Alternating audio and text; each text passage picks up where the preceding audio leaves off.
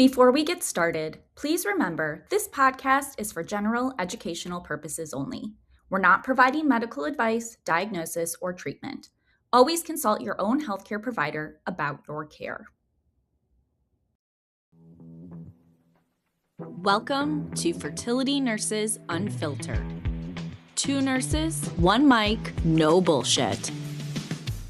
I'm Ashlee LaRue, fertility nurse and founder of Fertilities. And I'm Laura Wepler, fertility nurse and founder of Navigating Fertility with Laura. You got questions, the internet has a lot of opinions, but what you really need is 2 fertility nurses who aren't afraid to tell the truth. No scripts, no sugarcoating, just honest, evidence-based nurse-to-nurse conversation. So let's get into it.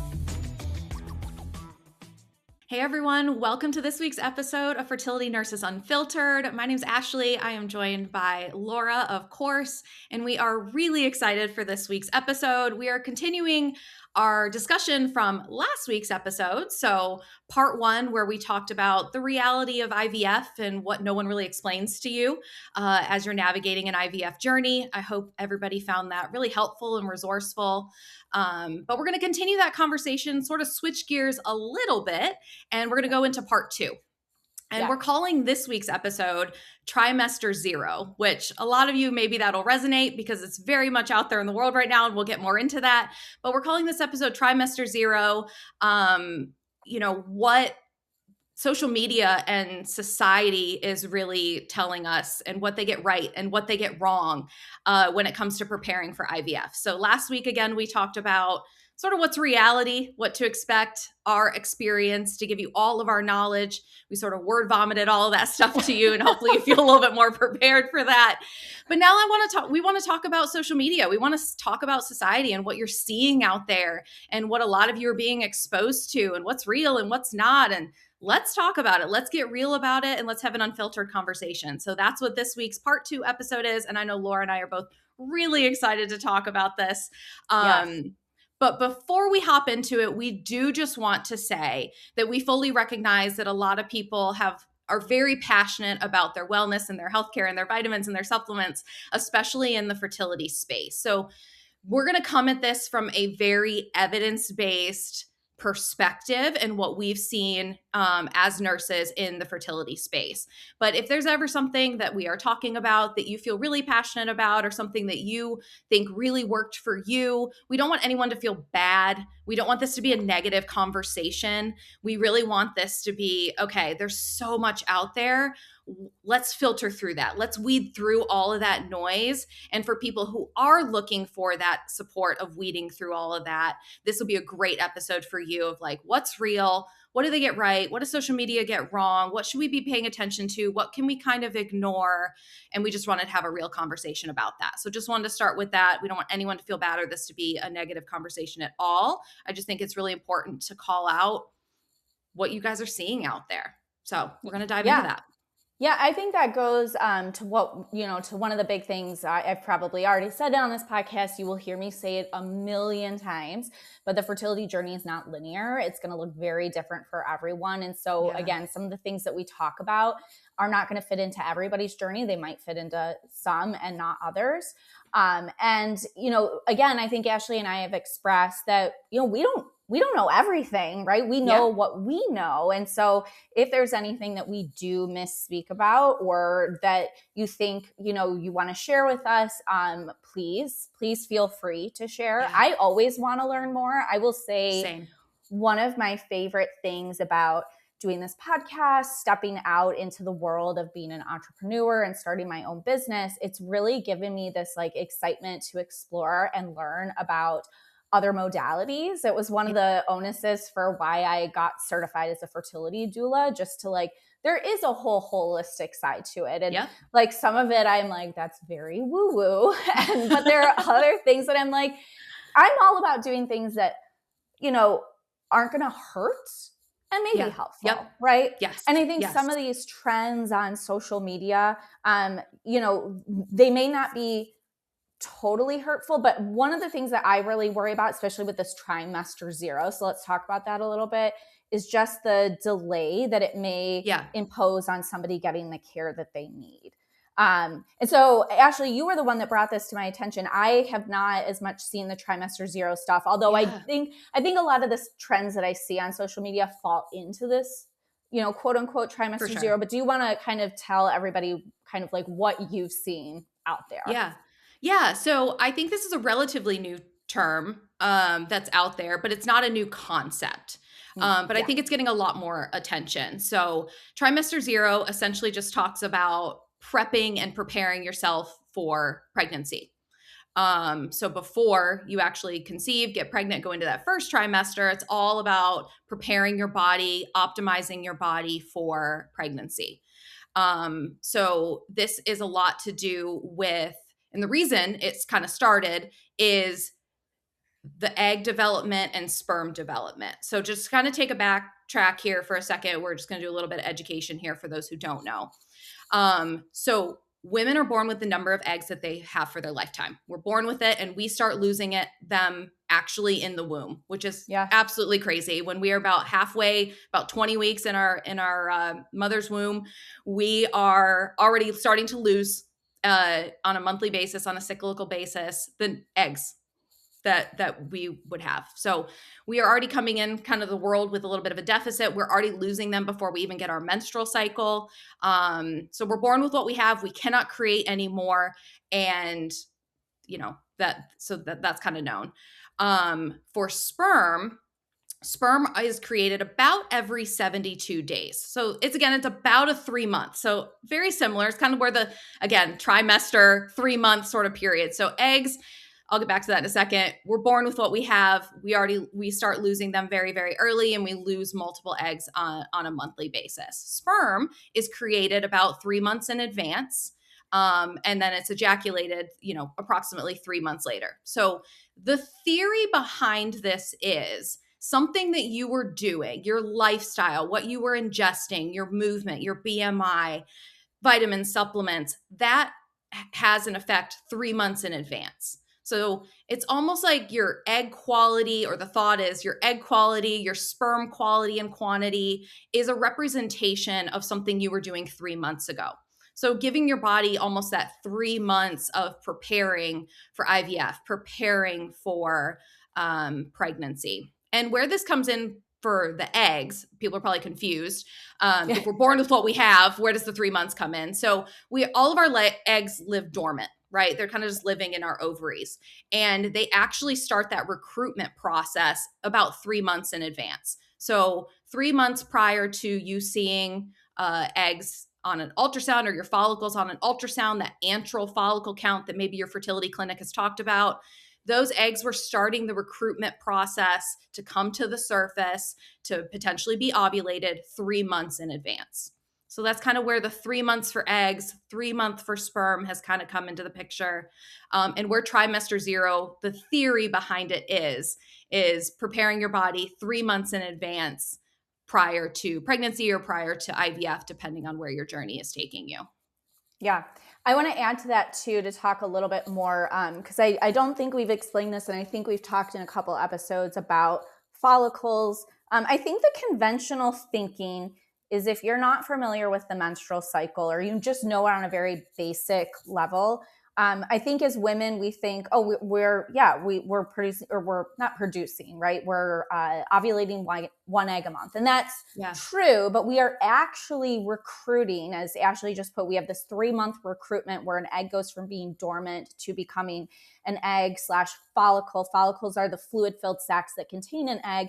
That takes about 3 months. We're actually recruiting a large number at once. So typically women in their late 20s, early 30s, that's somewhere between 10 and 20 eggs every cycle. And then our body, through the menstrual cycle, selects one, maybe two, but typically one egg to become the dominant follicle, dominant egg. And that's the egg that ovulates, releases, hopefully fertilizes, and becomes a pregnancy. So just to kind of point that out, because I think I always, before I worked in fertility, I was like, one egg every month, right? So if I have like 1 million eggs, it's going to take like a million months, right, to lose. No, we're actually going through these batches every single month.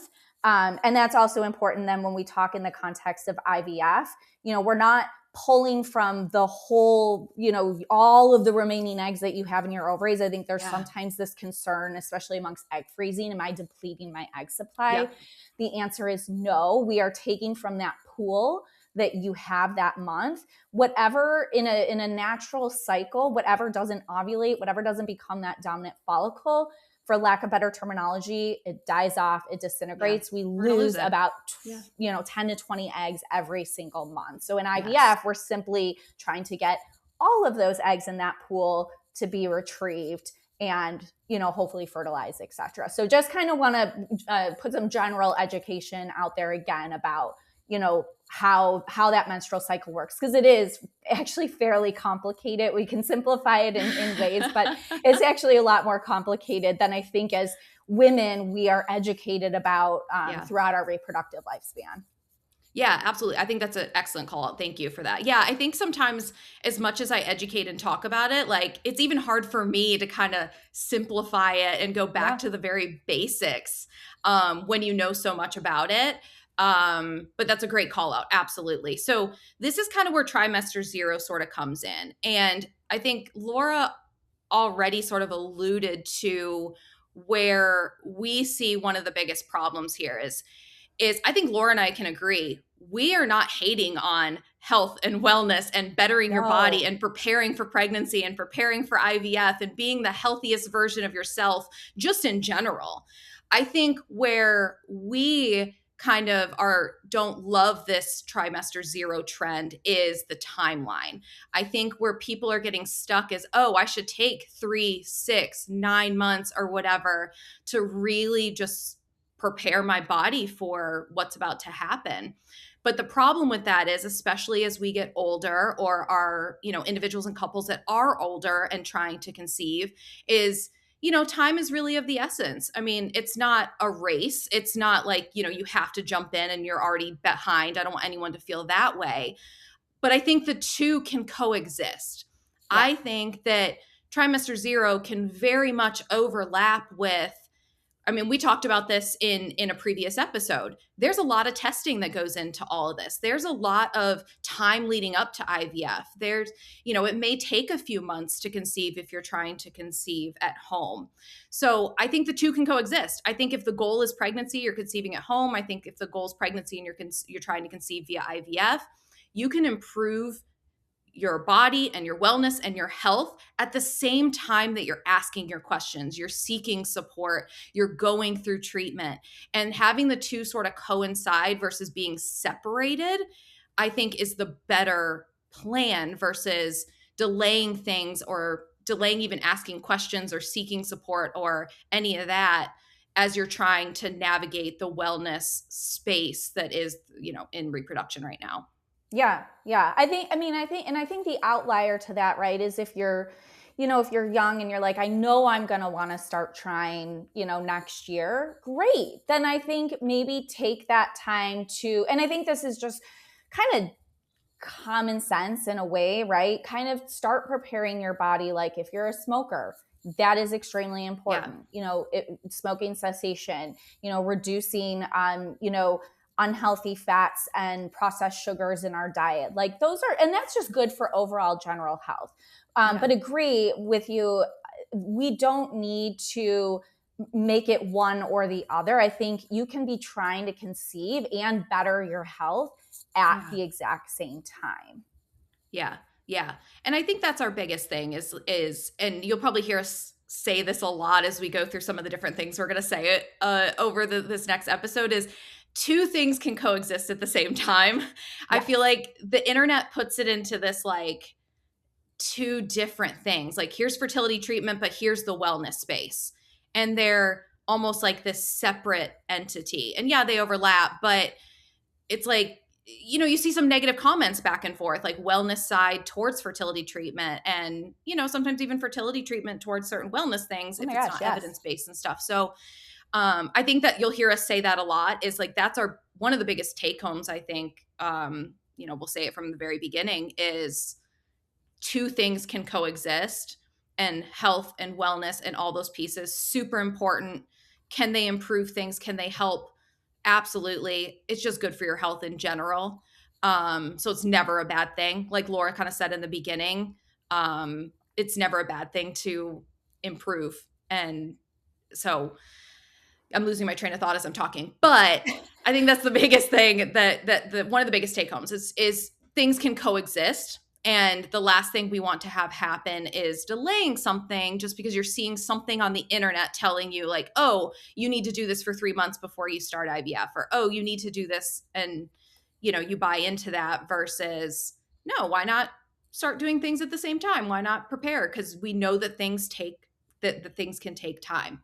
Yeah, I think a lot of the trends that I see on social media around like fixing your body, in a sense of like detoxing, right? There's a lot of like detoxes being sold, or you need to be on X amount of supplements for X amount of time before you start trying to conceive.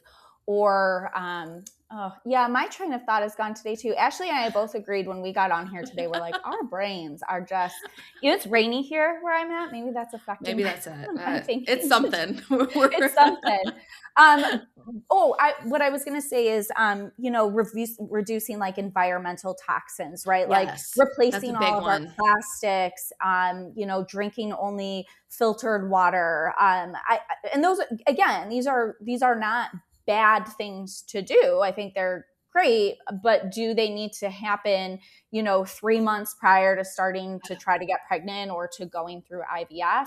My question with these things is, how much does it actually move the needle? Yeah. Sure, could a lot of these things in conjunction have a small impact? Yes. Does that mean not doing them is going to mean that pregnancy is not going to happen? No. And this is something that I talk about with my clients a lot, or patients that I've worked with. I think I'll use acupuncture, for example. I think acupuncture is wonderful. I think some people find it very stress relieving. I think that it can be beneficial. I don't know Chinese medicine, but I do think there are probably things about it that I don't understand. With that said, if I'm working with somebody going through IVF and they're like, should I be adding in acupuncture? My response is, if you want to, there's no harm to adding it in. But if you don't want to do acupuncture, it's not like treatment's not going to work because you didn't add it in. Yeah. I did acupuncture once when I was going through my fertility journey, and I hated it. I actually like it now. I used it for migraines, and I will say it was really helpful. But when I was going through my treatment, I was like, I really didn't like laying there and having needles in me. Yeah. And I think did. A lot of people can feel the same successful. way. Yeah. And I think, again, there's just with any profession, there are people who are good nurses, bad nurses, good doctors, bad doctors, good acupuncturists, bad acupuncturists, right? I think where I get concerned is, again, delaying treatment by someone saying, well, if you take these Chinese herbs that I'm going to give you, like that's going to restore your ovulation, or that's going to be the thing that like improves blood flow and, gets you pregnant. That's where I start to get a little bit concerned. Because I just don't, I think we're all, it's really easy as patients to be looking for that one magic thing that's going to be the thing, right? That's why we have myths in fertility, like, oh, eating pineapple, right? Yeah. Eating pineapple is going to be the thing that gets you pregnant. My response to that, again, is always, if you want to eat pineapple, go for it. But it's not going to be the thing that makes or breaks whether an embryo transfer works because you didn't eat pineapple. Otherwise, we'd all be handing pineapple to our patients as they leave the transfer room. Absolutely. Absolutely. That's exactly where my brain was missing and skipping steps, was exactly what you just said, is that if it's not causing harm, okay, give it a try. Like, okay, great. We're all for it. If it's something you feel comfortable with and you want to try it, but it's not going to cause harm to anything, more power to you. That's you taking control of something. That's you advocating for something and supporting your well-being and your health and your fertility. Absolutely love it. I think another piece, and you sort of started talking about it with like the herbs and things like that. Not that that's a bad thing, but you were talking about good nurses, bad nurses, good acupuncturists, bad acupuncturists. I think a lot of things that we see in social media is because fertility, it's such a vulnerable population. We see so many people sort of taking advantage of that. Yeah. Yes. On social media, off social, again, kind of like maybe potentially bad acupuncturists that are just really kind of trying to sell you some herbs and stuff, and they don't really know your full situation.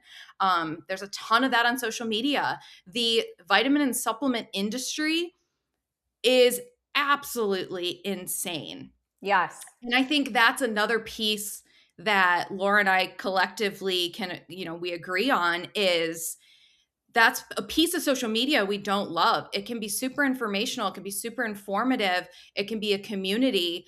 But when we're talking about things like Trimester Zero and these vitamins and supplements and wellness and all these different pieces that you see that you have to do these things, or you should take 3 months or 6 months to do these things, is someone trying to sell you something? Do they Yes. really have your best interest in mind? Or are they just taking advantage of a vulnerable population in the healthcare industry? And I think that gets really scary, and it makes me really sad that people do that, and frustrated too. There are a few social media accounts, and I'm sure that I've blocked them because they haven't popped up lately. But I've definitely seen some where there was a person who was selling, it was some sort of supplement or like powder that you add to your drink, and it was like guaranteed pregnancy within 6 months. I think a good rule of thumb is if it sounds too good to be true, it probably is. Because if that were true, if this supplement that this individual was selling, or their program, right? Maybe it's not even a supplement. Maybe it's, if you do my program, my program has a 70% success rate. If these were that true, reproductive endocrinologists, like infertility clinics, would be out of the business, right? IVF wouldn't exist because it's just not that easy.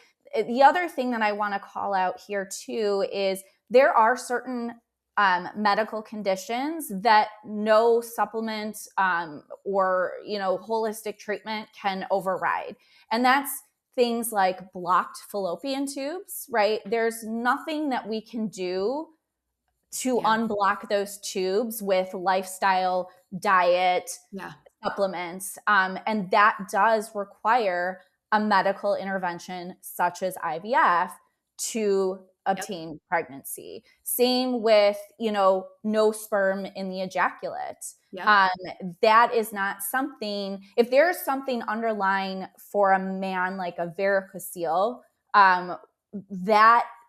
and that's preventing him from producing sperm, right? We may need to do a surgical intervention there, or we may need IVF. And again, no supplement or holistic treatment is going to restore that. Yeah. And I think that goes back to, if you see this Trimester Zero trend before you're even starting, before even you haven't even seen a doctor, you haven't even started trying, and you have these certain conditions that Laura's talking about, and you try, you're doing these things 3, 6, 9 months, a year before, trying, you've already delayed that time period. And sure, maybe you've bettered your health. Maybe that, that's great. But at the same time, you're potentially delayed because none of that, it's not going to fix any of that. Right. So that's why I think, like, Laura and I are very adamant and very passionate about the two can coexist. Mm-hmm. Health and wellness can coexist with traditional medicine. Eastern medicine can coexist with Western medicine. And in a lot of cases, I think they should. And I think they can be very, very helpful. But also, in the same token, the pressure that comes, not only, potentially people trying to sell you things that aren't, but just like the pressure of like trying to be perfect. You see all like, I cut out this and I did this, and you have to make sure you walk a certain amount after this time. And if you're not taking these supplements, what are you doing? And it's just this pressure to be perfect. Yeah. And to take the perfect things. But the reality is there is no perfect thing for everybody. There is no perfect puzzle piece for everybody. Everybody is an individual person. And certain vitamins, supplements, treatments, holistic things are going to work for some versus others. People with, PCOS or maybe need to follow a slightly different diet to improve outcomes than somebody without it. Right. Right. And so somebody, talking about those, there's certain, vitamins and supplements for conditions like PCOS, DOR. And I mean, I have stories where people have taken things that are not correct and they've actually messed things up. You can do things to potentially harm. Yes. I'll be transparent. I fell into the supplement rabbit hole recently myself. Now, if you listen to our first podcast, I'm not on a fertility journey, but I am on sort of just like a personal health, wellness, a little bit of weight loss. I'm very close to 40. Laura and I were talking about this before the episode. We're hitting perimenopause. It's happening. Things are changing. It's coming. So I recently went down this rabbit hole myself, and I'm a nurse, and we all know better, right? But like, I even saw things on social media like, oh, I'm starting to lift more weights. I should be taking creatine. I should be doing this. I should be doing this. So I started taking all these vitamins and supplements. And I will tell you, about a couple weeks ago, I was feeling terrible. I was working out more, but I bloat just in general. I hold fluid very easily personally. So that's already a thing for me. I was feeling terrible. I was feeling bloated, but I'm like working out more. I'm eating well. I was like, oh my gosh, what is going on? And I'm like, okay, what have I changed? What have I done and I was like, oh, I'm taking a lot of supplements and vitamins. So I went down to the very basics, like multivitamin, probiotic, like very, very basics. And I tell you what, I've been doing that for a couple weeks where I took out a lot of these things. I feel great. I feel fantastic. Yeah. Like, I will tell you that I was actually inhibiting progress with stuff that I was taking and doing. And some of it did come from social media. Some of it came from society and things that I was seeing. So we are not immune to it. Just because Laura and I are sitting here and talking about these things, we're human too. We're not immune to it. So we know personally how easy it is to get caught up in, you want this thing and you see somebody telling you or showing you something like you can have success or this is going to help. We grab onto that. I get that wholeheartedly. But sometimes less is more, and being very very just selective in what you're doing actually is better than trying to pressure yourself into doing all of these things and trying to be quote unquote perfect, or what social media tells you is perfect. Yeah, I agree. Thank you for sharing that. And I agree, right?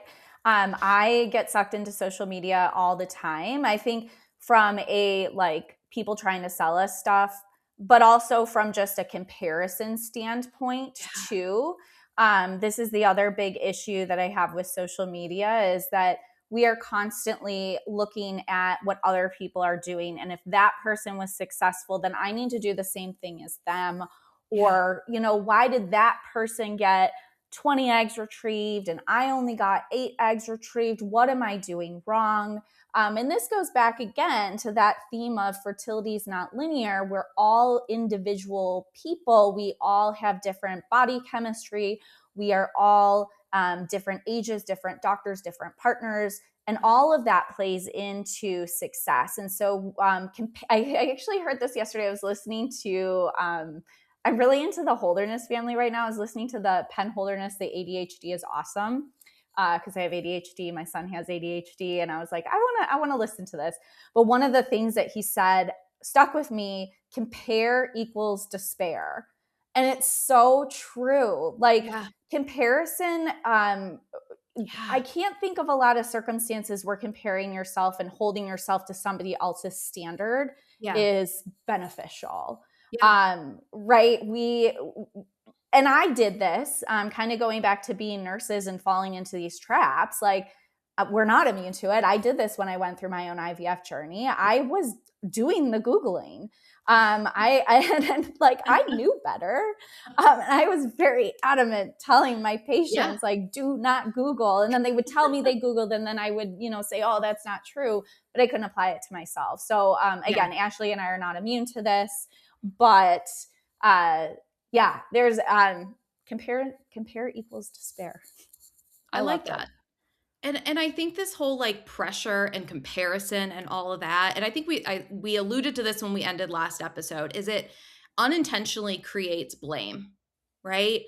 It we start to someone, it almost feels like someone's blaming you for a failed cycle, or you start blaming Yeah.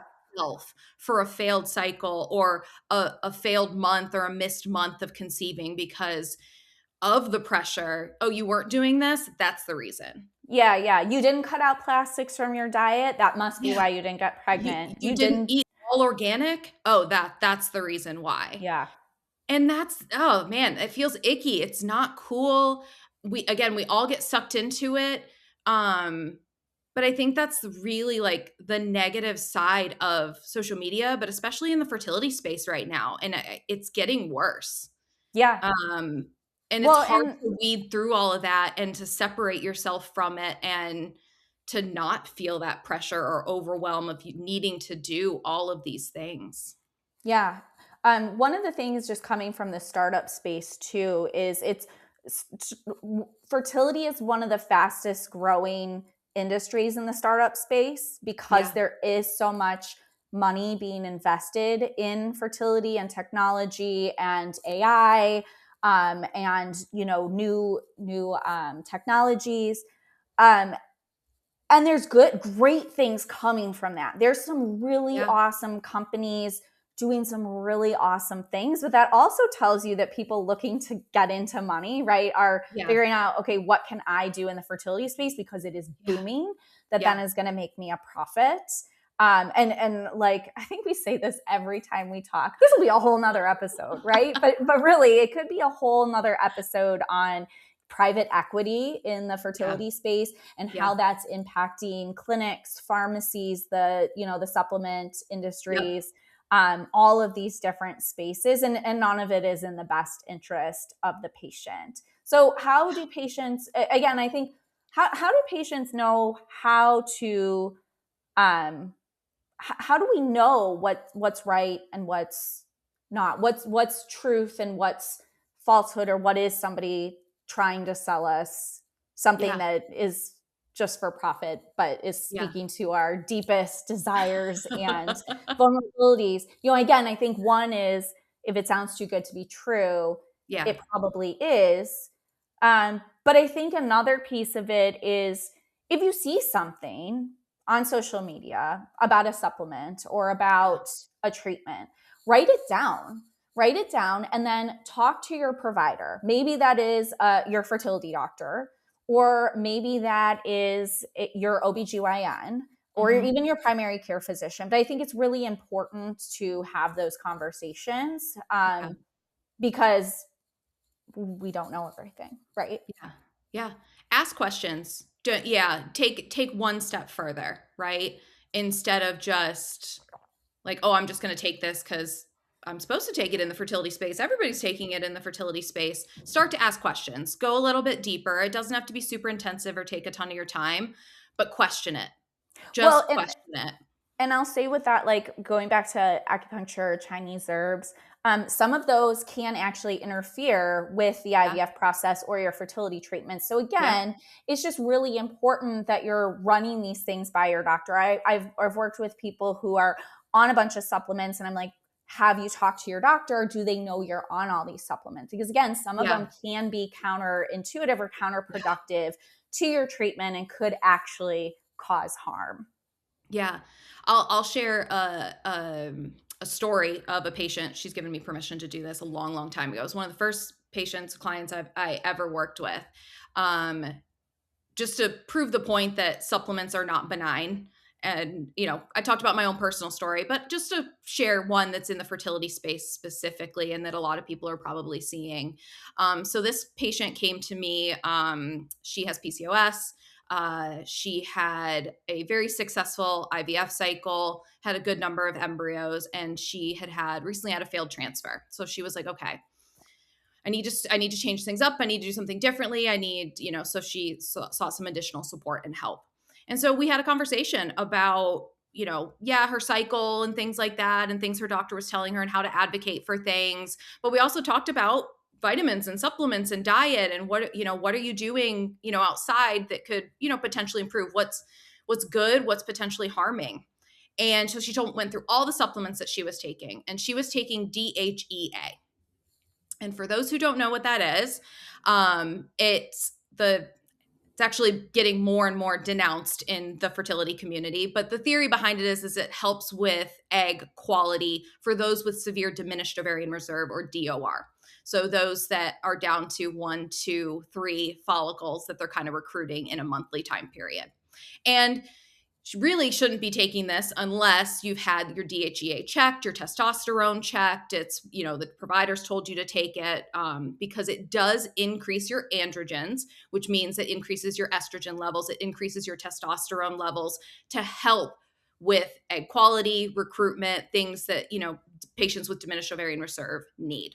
But it is readily available. Just a side note here, women do have testosterone. I think we don't think that we do, but we actually do. Not near, right? Not even close to the levels that men produce testosterone, but we actually do have testosterone. No, that's a great call out. Yeah, so we do have a little bit of testosterone.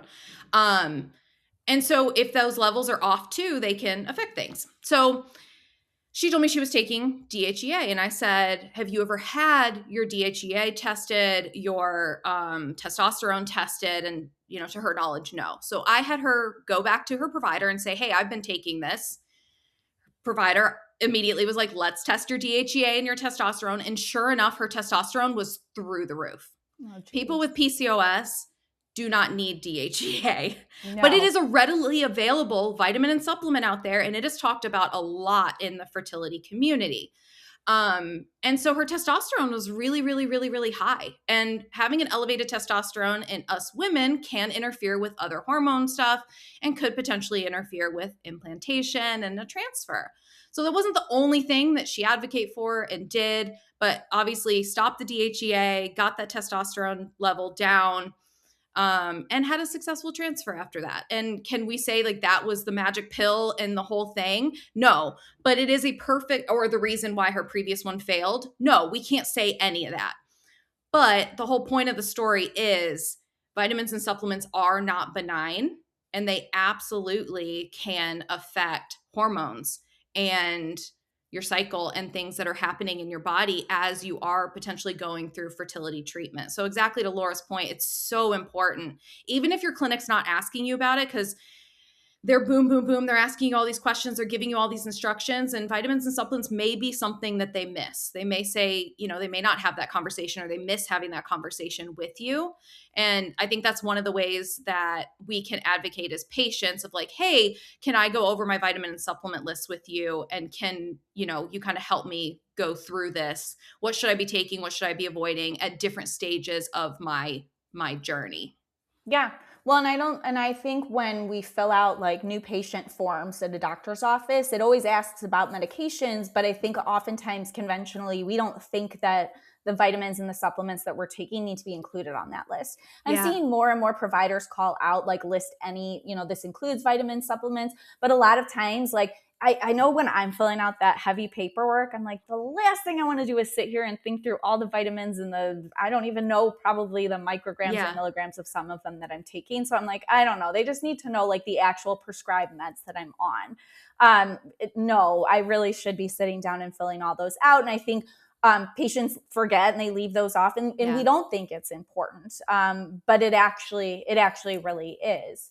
Yeah. I think to just something I missed from that story that I think is really relevant for our our listeners is how she knew to even take DHEA wasn't even from, or thought she was supposed to take DHEA, wasn't even from social media, which I know we're talking about that here and where a lot of people see it. It was actually a handout from her fertility clinic. It was a handout from a fertility clinic that just listed a bunch of vitamins and supplements that could support fertility. Now, in the handout, it did say this is specifically for patients with DOR. But all of our patients are getting handed so much stuff. Handouts, binders, portal messages, videos to watch, and stuff being left in the waiting room from maybe reps we're not reading through everything. Sometimes we're just like, oh, my doctor handed me a vitamin and supplement list. Okay, I need to take this, and this, and I'm not reading everything else. Yeah, I'm just going to take what the doctor handed me. But it did literally had disclaimers on it.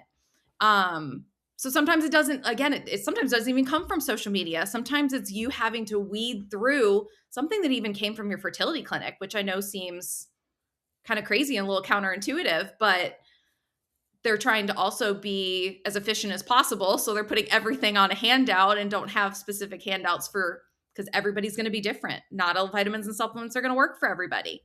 Yeah. Let's talk a little bit too about the, the vitamin industry as a whole and the supplement industry. There's a lot of money in the supplement industry.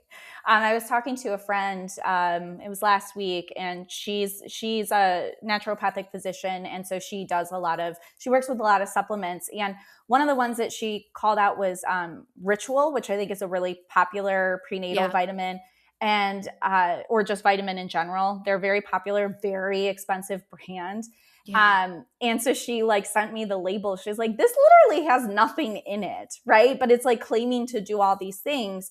I think that's the case with a lot of these vitamins and supplements. How much better can one be over the other, right? And especially I think about this in regards to prenatal vitamins. I think a lot of patients look for the best. What's the best prenatal vitamin that I need to be on?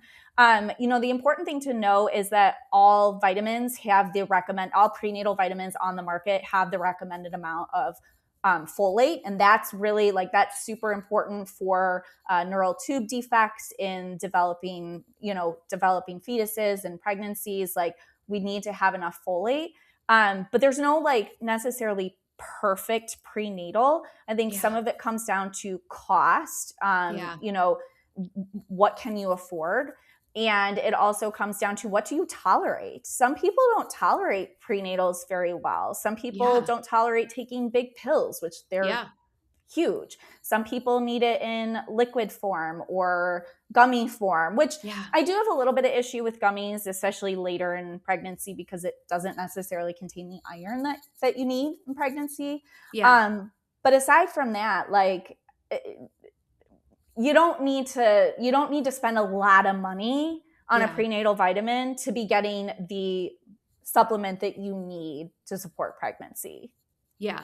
No, absolutely. I think choosing a prenatal should come cost, convenience. And I'm one of those people. I don't take pills. I absolutely avoid them like the plague. Every single vitamin supplement you see me taking is in a liquid or a powder form, and most of it goes into my water in the morning, and I mix it all together, and that's my vitamin cocktail in the morning. I'm terrible. I hate pills. So I'm one of those people. I'm searching for something not in a pill form.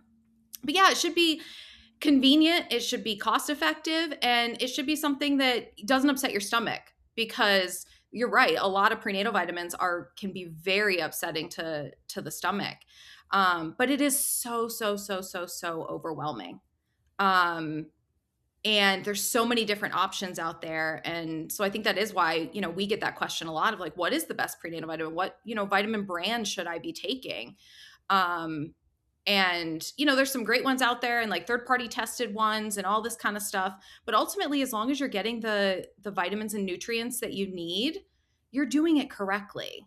And I think going back to the cost piece of it, even outside of vitamins and supplements, just wellness in general, people are, spending so much money in the fertility space already. If you are going through fertility treatment, you're spending tens of thousands of dollars going through treatment.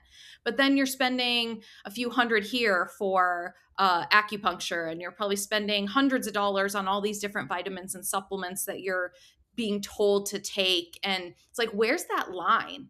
Where's the line? Yeah. Where's the line in what really supports and helps, and what is maybe helpful, not harmful, could be helpful.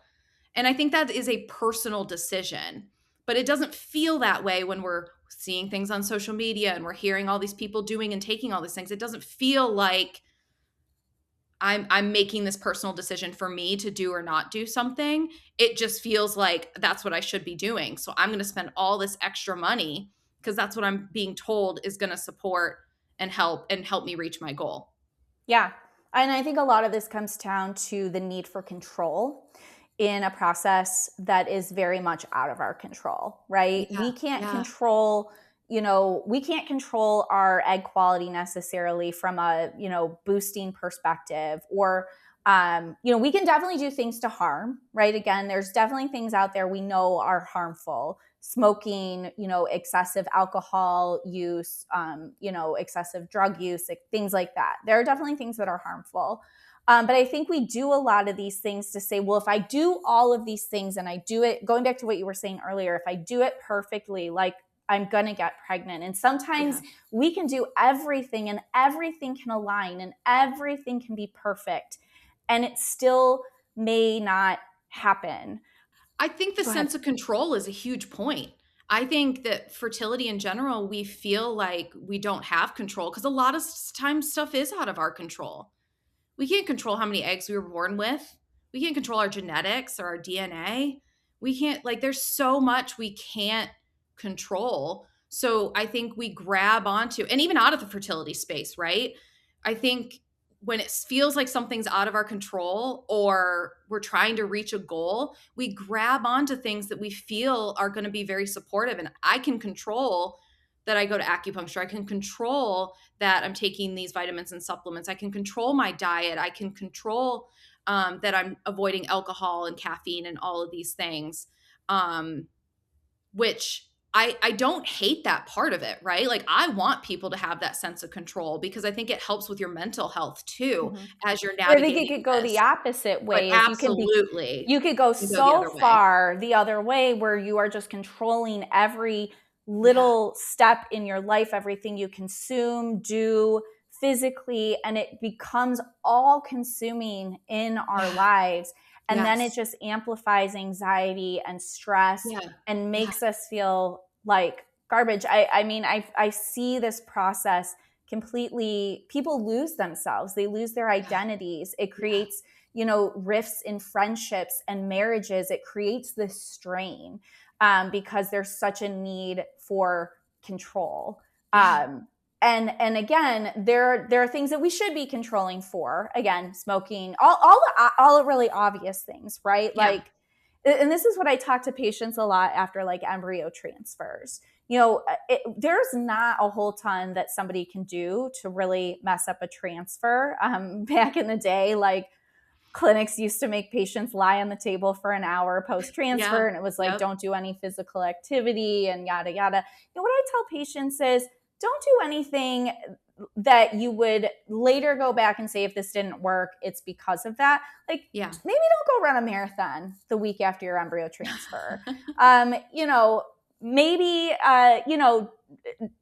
take it easy the day of, but, like, it doesn't mean that you can't get up and move around. It doesn't mean that you can't take a shower, and I think that we think that, right? Anything that we do is going to somehow have this negative effect. Yeah. It's almost like the things that it's almost like we're stressed because we don't have we have this lack of control, or just things aren't happening the way we want. So we're already stressed about that.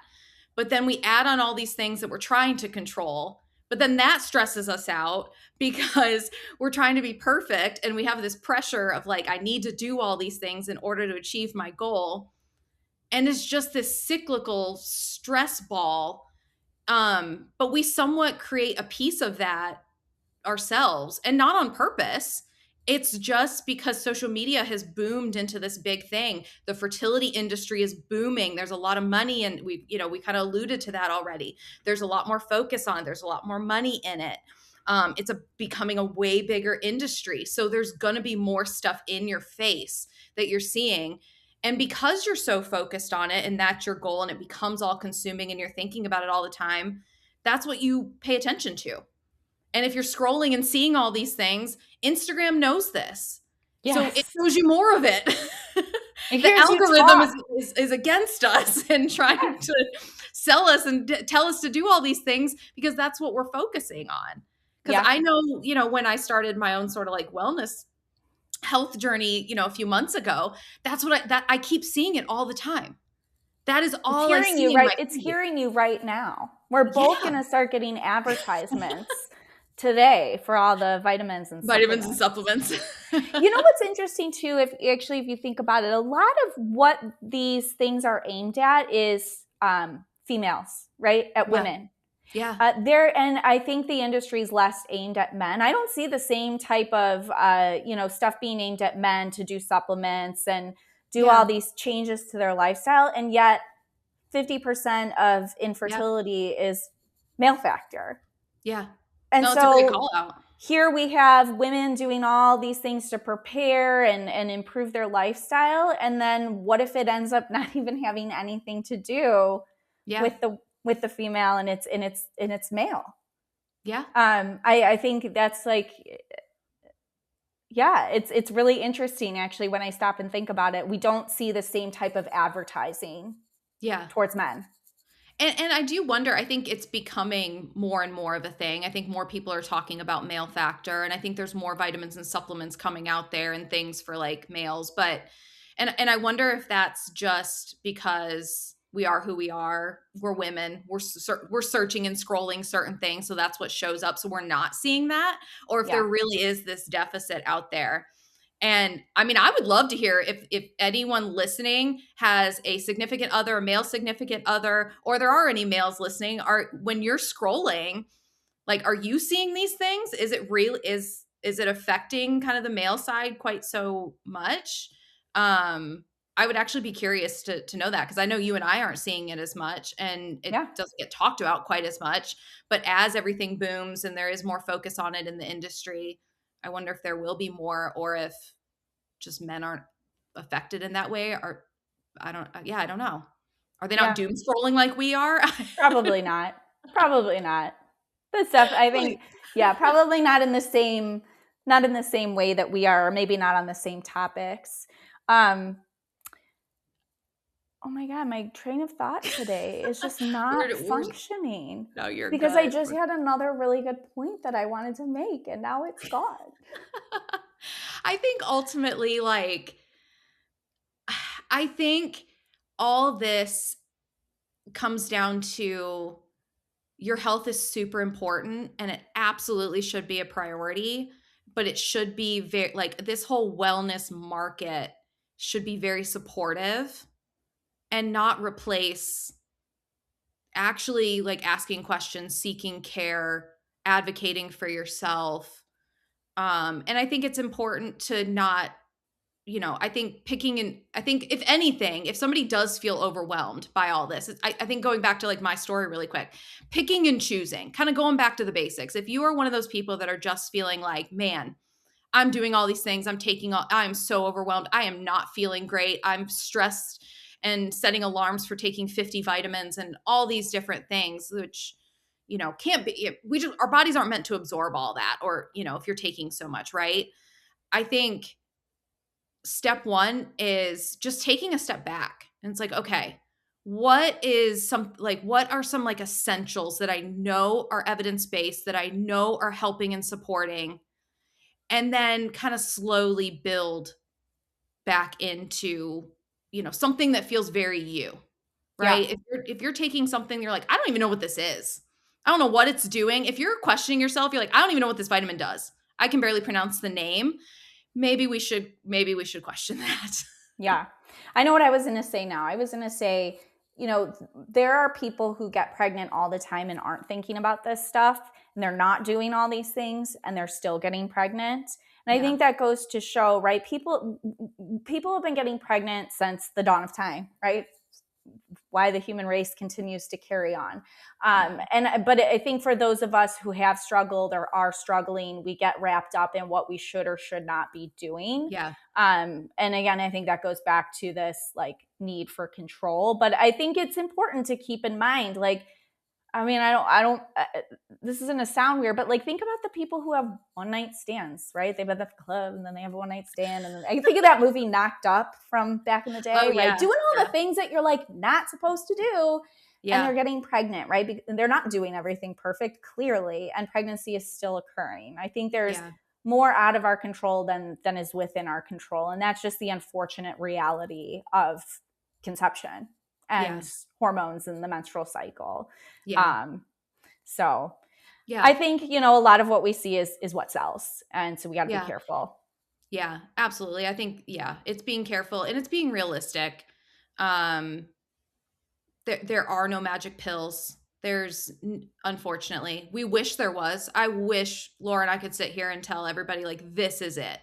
This is what is going to give you your reproductive success, but it doesn't exist. And it's never if going we to add exist. that, like, again, fertility would be infertility would be obsolete. There would be no such thing as IVF if there were some sort of magical treatment out there that worked for everyone. Yeah. Yeah. What, as we sort of like wrap up the episode a little bit, what are some of, I'd love to hear, Laura, like, what are some of the craziest things you've seen in like fertility and wellness that you've seen out there that you're just like, I mean, I know you mentioned like pineapple core. That's a big one out there, right? Of like, oh, eat pineapple and you're pregnant. But like, what are some of the craziest things that you've seen? So one of the craziest things I've seen is there was a woman, I don't even know the basis of it. I had looked it up at the time and now I can't remember, but she was following something called the bean diet. And literally your diet consisted like 90% of eating beans. And somehow this was supposed to improve like egg quality or fertility potential. And I just I'd never heard of it before. That was one. I think the other pineapple is certainly a huge one. Yeah. And I think it's, it's become a major symbol for the fertility industry in general. I think it's kind of this symbol of hope. And so, and again, pineapple's great. I think it used to be, I don't know if it's just pineapple. People used to say pineapple core. Like you had to eat the core. Yeah. But you know what's crazy about pineapple, which I never understood, and I haven't done like the research behind it or whatnot, but like there's even on the other side, because you and I have worked in the pregnancy space as well. On the other side, people say eat pineapple to induce labor. So there's actually this thing out there that you're not supposed to eat pineapple in the first trimester because it can, like, there was this myth out there that it could cause a miscarriage. Interesting. So it's kind of interesting. It's like, oh, eat pineapple core to get pregnant, but avoid it in the first trimester, but then it's going to help you. Like, when did pineapple become this like end-to-end sort of? Very controversial. It's all over the place. So yeah, I get it. Like it's confusing. That one, and so I truly cannot understand the McDonald's French fries thing at embryo transfer. So I have historically, when I'm working with someone, I want to know where it started. Well, so where I think it started, I think of it like the game of telephone. This is what I'm thinking happened. So I would always tell people, who are at risk for ovarian hyperstimulation syndrome, increase that sodium level. And so I would say, McDonald's French fries, they're really salty. And that I for years, right? That was kind of the thing that I was, hey, that's one really salty thing you could eat. They taste yummy. It's kind of like leave the retrieval room, go get your McDonald's fries. Then all of a sudden it transferred to at time of embryo transfer. Yeah. So I'm wondering if the message somehow got translated from at time of retrieval to at time of embryo transfer. But there is zero studies to say that eating fries, or I don't even know, upping your sodium level at the time of an embryo transfer is somehow going to improve implantation. It's hilarious to me. There's really no science behind it. What I'm going to say something positive about the social media now. What I do like about that though, is I've seen some really cute stuff on social media where it's like, get your fries. Potential grandparents and aunts and uncles and supportive people. It's like, hey, I'm having my transfer on this day. And everybody goes out and gets French fries and takes a picture and sends it to that person that had a transfer. And I think that's really cool from a community perspective. Yes, there's zero science behind it, but also fries, yummy. Anyone that told me go get fries, I'm down. Who cares if there's science behind it or not? The only issue I have with it though is we're always specifying McDonald's fries. Why is McDonald's profiting off the fertility industry? What are they doing for fertility patients? I did a video on this, I don't know, months and months ago. I just did a quick rant on a reel. And I was like, where is McDonald's stepping in to help pay for fertility treatment? Clearly, we are giving them a lot of money in French fry revenue. Where's the payback? I love it. The craziest thing that I've seen, honestly, is there's this, and I think it's phased out a little bit, but I saw at some point before you're trying to conceive, basically before the time of ovulation, if you're at home, or before your transfer, It was basically like this whole idea of like cleaning out your system. Did you ever see this? Like people No. would do like juice cleanses or these like cleanses, like 3-day cleanses, and like even like bowel cleanses before like a transfer or around the time, I think it was around the time of ovulation, like right before, like when you're about to get your LH surge, like something about like cleaning out the whole system.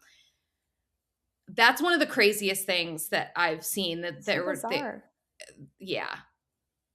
And I'm trying to even think where science would have come into this, or like what would potentially, like, I'm always trying to say like, okay, would it cause harm?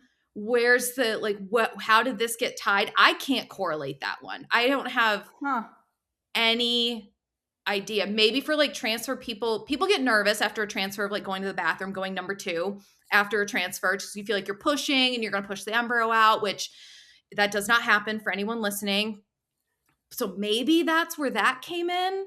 I could maybe see that. I could see that. Yeah. That's still so bizarre though. I don't. We go to great lengths.